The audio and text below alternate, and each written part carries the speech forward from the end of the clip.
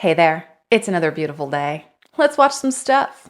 Some people do stupid things. Don't do stupid things. You are about to hear my opinion. Do your own research. In a statement from the former President Joe Biden's office, it has been announced that he has been diagnosed with prostate cancer. The statement says last week, President Joe Biden was seen for a new finding of a prostate nodule after experiencing increasing urinary symptoms. On Friday, he was diagnosed with prostate cancer characterized by a Gleason score of 9 with metastasis to the bone. While this represents a more aggressive form of the disease, the statement goes on to say, the cancer appears to be hormone sensitive, which allows for effective management. The president and his family are reviewing treatment options with his physicians. You can, of course, follow the latest on that story. First and foremost, my heart goes out to Joe Biden and his family because cancer is a son of a bitch. Cancer took my dad almost 12 years ago, and he had lung, liver, and bone cancer. And it's an awful experience, for them and for their family members. So whether or not I agreed with his politics and what his administration made him do during his presidency, when it comes down to it, he's still a human being. And this is a sucky situation. And, I hope for the best, because I don't want anybody to, expire. That's not the right way to think. It's unfortunate. That being said, I have to spin it a little bit. And because it was a 4-lane highway that was accessible, my mother drove us, and rather than us be able to walk. And guess what? The first frost, you know what was happening. You had to put on your windshield wipers to get literally the oil slick off the window. That's why I and so damn many other people I grew up have cancer. And why for the longest time, Delaware had the highest cancer rate in the nation. I know it's a bit of grasping at straws, but hear me out. They said that the cancer has metastasized to his bone. And doing a little bit of research, I found that it can take several years for that to happen with prostate cancer. Now, I'm not a doctor, so I don't know how aggressive the cancer actually is. But if that is the fact, perhaps he actually did have it longer than we know. And there's a good chance, since cancer just does a number on your body, that was the cause for his, cognitive decline. Perhaps. And maybe now they're releasing this information to elicit the kind of emotion that they are eliciting. Pity. We feel sorry for him. We feel sorry for his family. Perhaps we're going to let everything else go and move forward. I know it's probably too soon, but these things, they're spinning inside of my brain. Grocery stores are designed to manipulate you into spending more money. I'm not sure if you've noticed, but almost all grocery stores have the same layout. They typically start with the fruits and vegetables as you enter. This is because the fresh scents and bright colors inspire a positive and happy mental state. And when you're happy, you spend more money. Typically, if they have a bakery, they'll have that towards the entrance. The smell of fresh baked bread will get your appetite going. As you keep going, you'll come across fresh foods like seafood and the deli section. Next, notice how the dairy section is literally at the opposite end of the entrance. This is strategic because dairy products like milk, eggs, and cheese are the most frequent purchases at a grocery store. They want you to make the entire journey across the store in hopes that you add other random to your cart too. Lastly, at the checkout, we have all those little afterthoughts like candy, chocolate, gum, and drinks. As you can see, this layout is no accident. It's intentional. I'm going to call this the grocery store industrial complex because they definitely weaponize grocery stores against us to get into our brains, to make us spend more money. And we touched on it a little bit in a previous episode, and I thought it was so cool that I wanted to find some more stuff to bring to you. And I did. Here is a secret reason that grocery stores play boring background music. Music can alter human emotions and behavior. So these companies use that to their advantage to make you spend more. You might be thinking, what? Sounds like a bunch of BS, right? Well, listen to this. A study found that grocery stores that played slow music increased their sales by nearly 40%. This makes sense because the music slows your pulse down and gets you relaxed. And as you move slower and spend more time in the store, you're going to engage in more products and ultimately spend more money. So the question is, does your grocery store play boring music, and do you buy more because of it? There was actually a study conducted that found that you will spend 40% more in a store that has slow, calm music playing because you're just happier and you're like, ooh, I can get that, I can get that, let's get this too. You know why grocery stores are designed so that the only way to reach the exit is by awkwardly walking through the checkout lanes? Well, it's to discourage you from leaving without buying anything. Grocery stores will also place the produce section right at the entrance so that you'll grab the fruits and vegetables first and then hopefully feel less guilty about grabbing junk food later on. Another way that they get you to spend more money is by arranging the cereal aisle so that the sugary cereals are like at a child's eye level, so they're more likely to grab one, while the healthier options are way up top. You might have also noticed that essential items like milk and eggs are deliberately placed all the way in the back of the store so that you're forced to walk through other aisles to get to them. And they make sure to fill the ends of the aisles with a lot of unhealthy options like snacks and sodas to make sure that you come across them while on your way to the essential items. They're also very much aware that these tactics become less effective after you visit the store a few times and get a better sense of where everything is, so they'll regularly move the products to different aisles to disorient you. Some grocery stores like Whole Foods have doubled the size of their shopping carts over the last decade because a study found that doubling the size results in a 40% increase in sales. It totally worked on me. I went to Vaughn's yesterday to get Tehava, the tea. My son wanted it, and tri-tip. And I got the Tehava, and the tri-tip looked really sad. So I considered putting the Tehava back and leaving, but I already had a grocery cart, and it was in my grocery cart. So I bought it. I planned on going to another store. I could have bought it at that other store, but I already had it and I was at the front of the store and I was like, crap. So I bought it. It totally worked on me. Now, as far as the bigger grocery carts, I've noticed that a lot of stores have gotten rid of the little baskets, the little handheld baskets. Some stores that I go to around here, they just don't have them anymore because they want you to grab that cart to put more stuff in it. When you step into a grocery store, the first thing that envelops you is the lighting. It's not just about visibility. It's a carefully curated element designed to influence your shopping behavior. Bright white lights create an atmosphere of cleanliness and freshness, making produce appear more vibrant and enticing.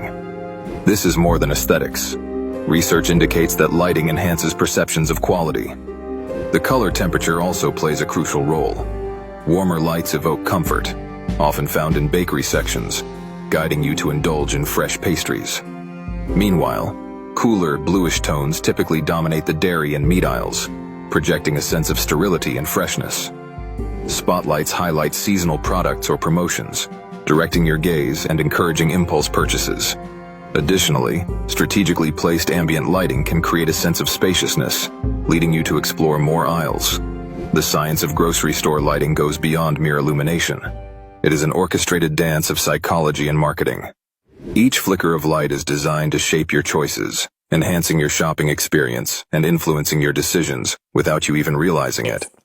Now, I've noticed the lighting in Costco, for some reason, makes my vision go blurry. So I bring my glasses with me every time I go to Costco so that I can see everything. But I know what I'm there to get. And I end up getting crap I don't need because I can see it. I'm going to stop bringing my glasses to Costco with me, and I'm just going to deal with the fuzzy vision. But I've noticed a lot also lately, a lot of stores around here, they have put automatic lights in the cooler section so that, you know, when you walk by it, it turns on and you go, oh, it catches your attention. Oh, what is this? And you'll look. They say it's to conserve electricity, but I think in reality, it's just to make you go, what's over there? I would never buy my vegetables with this store Whole Foods because look at all that black mold. That is black mold growing in there, and that's spraying right out onto your vegetables. If you think you can wash that off and eat those with just water, you're highly mistaken. This is absolutely disgusting. Look at every one of them filled with black mold. Gross. Oh, that's gross. Okay, ew, nasty. Look at the sprayers in the grocery stores next time you want to buy produce. Yet another reason why I don't eat plants. So I went to Sprouts today to pick up some organic produce, and I noticed a lot of the produce was wet. They have the little misters up at the top of the refrigerator case that sprays them down, and you would think it's just water they're spraying on the vegetables, but I looked up right above the produce section and I noticed this bottle that was hooked into the sprayer, and if you zoom in on it, it says Produce Max, made by ChemStar. And it even has a warning sign on it, first aid, warning if it makes contact with your skin. So I don't really know how good this stuff is, how healthy it is, and why are they spraying this on our organic produce? That's a shame, Sprouts. Wow, they just put it out like where you can see it. Now, I don't know what that stuff is, and I don't know how many grocery stores actually use it, but there is a lot of controversy around what they're doing when they spray the produce. And the fact of the matter is, they just do that to catch your eye. When they're spraying them, it's just to make them look fresh. But there was a study that found that spraying produce with water actually makes them go bad faster, which means you take them home and they go bad, and you come back and you buy some more. Boy, it's not looking good at Walmart. Things are not going to be on the shelves very soon, and we're just starting to hear it. Someone explained this tariff war in the economy. Someone explained it like the coyote. You know, you ever see Roadrunner and Coyote when the Roadrunner will like make a fake cave and it's really the edge of a cliff, and then the coyote runs off of it, and then they have that that moment where his feet are running in the air, but gravity hasn't hit yet. People are saying that's what the economy might be right now, which is it's being propped up because we're trained to buy the dip, which means as every time the economy goes down a little bit, people invest a little bit more because they're trying to make a few extra bucks. What is going to happen out there when no products come in? And we're seeing that play out throughout May. Mark my word, throughout May, we're going to see shelves go bare. And here it is, May 20th, and my shelves are fine. Now, I don't know if it's because I live in a heavily populated area, so anybody that lives in a sparsely populated area, how are your shelves? I feel like this is also a bit of a marketing ploy to tell people, oh my goodness, things are going to be in short supply, so you better, stock up. And then people flock to the store and buy all of the toilet paper up for why I don't know. But I feel like maybe they're just saying that. But that's how I feel here, because here, the shelves are fine.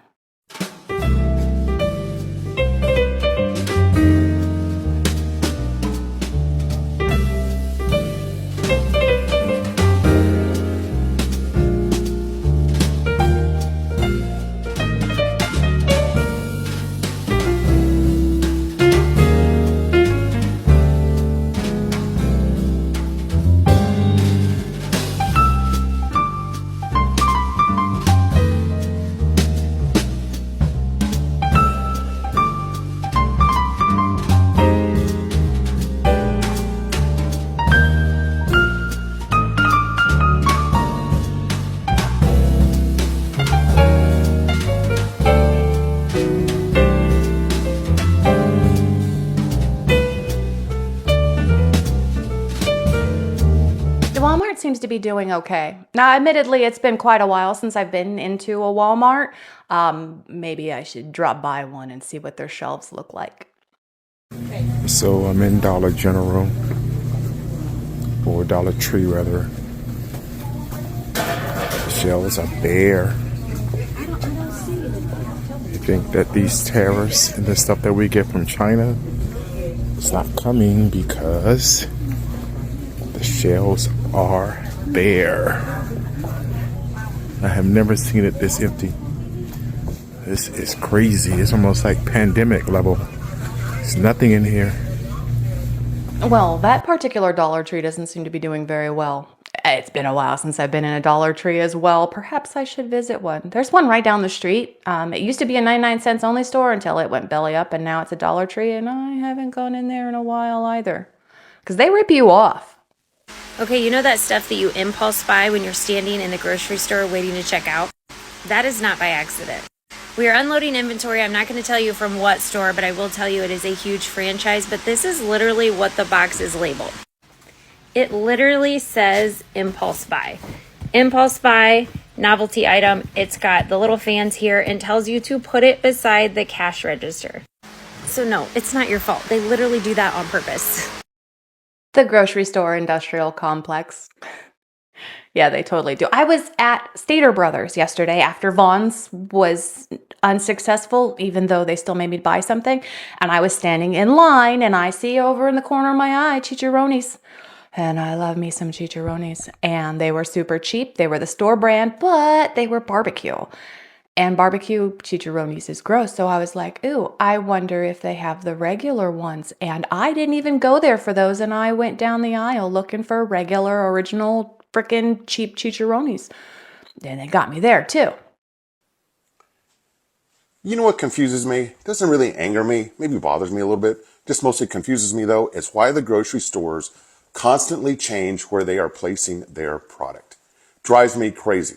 Once you know where something's at, and then it's moved the next time you go there. For example, I went to buy sauerkraut one time. I knew it was on aisle 8. Why I know it was on aisle 8? I have no idea. That is something weird to know that sauerkraut is supposed to be on aisle 8. Well, when we need more sauerkraut, I went back to the store and I went to aisle 8 to get the sauerkraut and it wasn't there. Turns out it was on aisle 16. You know what's crazy about that though? Is it took me the first 15 aisles before I found out it was on aisle 16 because I did not ask the grocer. I just went and looked at myself. Anyway, why do grocery stores do that? Oh, I know why they do that. They want to change things around just to make sure that people see all of their product and to push the things that they need to push. But still, it is cumbersome. Does that concern you at all? I honestly haven't noticed that in any grocery store other than Costco. There's a Stater Brothers by my mom's house that I've been shopping at since I was knee-high to a grasshopper, and everything is still in the same place. Even when they did a remodel, they put everything, was in the same place. So as far as Costco, yeah, they knowingly do that. Every few weeks, they'll move stuff around, like to completely different sides of the store, so you have to walk through everything and look at all of the stuff that you don't need but you're going to buy anyway. Kroger just rolled out surge pricing using facial recognition technology.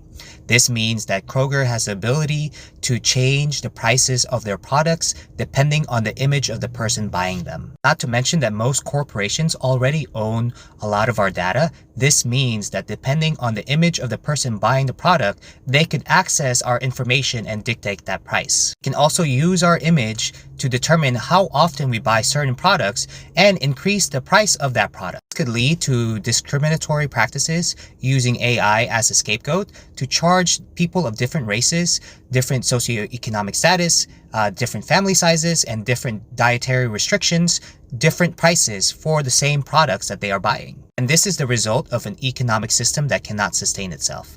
Capitalism is the pursuit of profit by any means necessary in a finite world. Even if corporations attain new technology to make their operations more efficient, they will always pursue extracting more capital out of consumers for the sake of profit. I think we've talked about this before, how they have cameras everywhere. Cameras are everywhere. They say it's for loss prevention, but it's also to see where people look so that they can move certain products into certain views and increase the prices of those products if you're looking at them, because they want to make money. It's their job to make more money. And how can they increase those profits?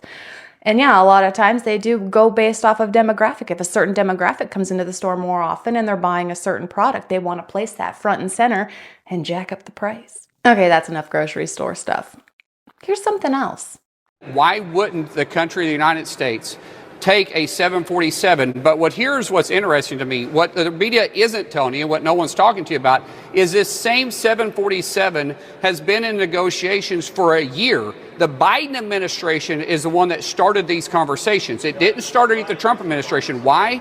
Because we need a backup for Air Force One. Because right now the President of the United States is flying around on a 40-year-old plane and there is no backup for it. The backup we had, the airframe started having structural issues. No one's discussing that part. They're just discussing that the deal ended with President Trump. Maybe the media doesn't know. Maybe I'll give them a pass. Maybe you didn't know. I'll give you the pass. I'll give you a pass on that one. But the fact is, this conversation started with Qatar, with Biden a year ago. This damn airplane is a huge talking point on both sides. Is it lawful for Trump to accept it? I mean, it's going to the Department of Defense. It's not going to Trump personally. So I'm like, well, what's the big idea? But he's not supposed to accept gifts unless he has congressional approval. But it's already been supposedly already under order since the Biden administration. So what the heck is actually going on with this stupid plane? Personally, I don't care. It's a loaner because I guess another Air Force One is being built anyway. So that's why it's just, temporary. So there's so much around this stupid plane. I feel like it's a distraction. I just found out that there are people on Earth that wear their watch on the same wrist every day. What? Your watch goes on whatever hand feels less heavy. And I was 2 years old when I found out that there are people that wear their watch on different wrists. Just because. It's bad enough getting old. I mean, I lose things all the time. And I know exactly where my watch is, and I still don't know where it is. Imagine if I was to put it on the other arm.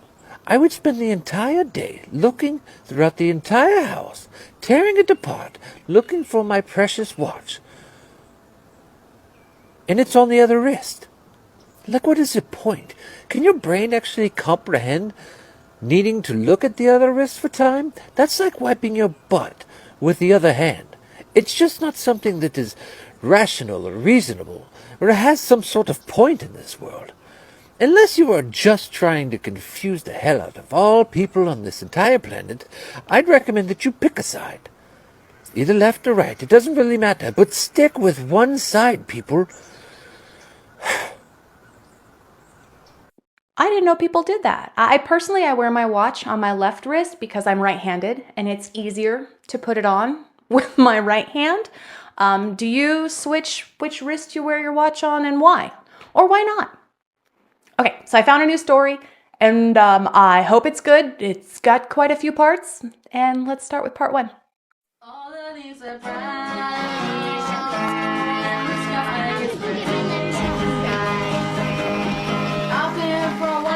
Is everybody having a good time tonight? This is for you.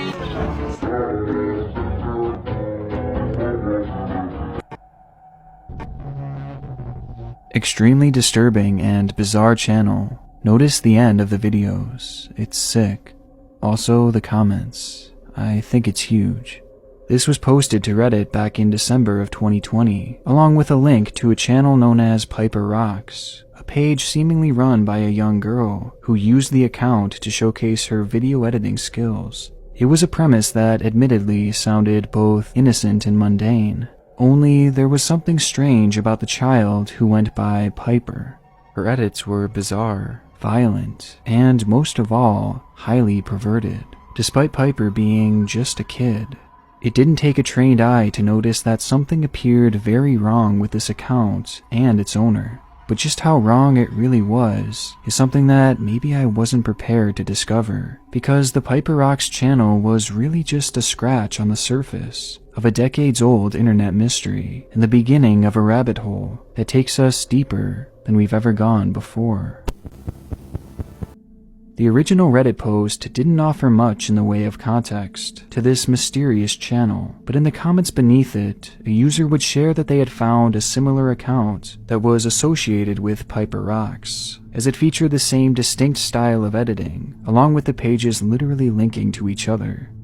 The second channel was called Isabel Piper, and in the year 2018, the young girl would post interchangeably across both accounts, and she did so at a very consistent rate until 2019 when she would abandon the two pages. Not much was known about the supposed girl running the channel, but throughout her uploads she would sprinkle in minor details about herself, at one point saying, "Please sub, I'm 10 years old and I make special effects." Something she was very adamant about across her page, as she was never trying to hide the fact that she was just a kid, essentially using the page to practice with her video. All right, attention has been grabbed. I hope it grabbed your attention as well, because there's multiple parts of this and hopefully it's good. I've never heard of Pipergate, and if you have, don't spoil it for me, because I haven't heard of it, and I'm not skipping ahead because I want to see how this unfolds. On that note, I'm calling it. Thank you so much for sharing your time with me. If you haven't already, please hit that like button and consider subscribing, and then come on back because we're going to watch some new stuff. I'll say different things, and it's going to be fantastic. Until then, have a wonderful day.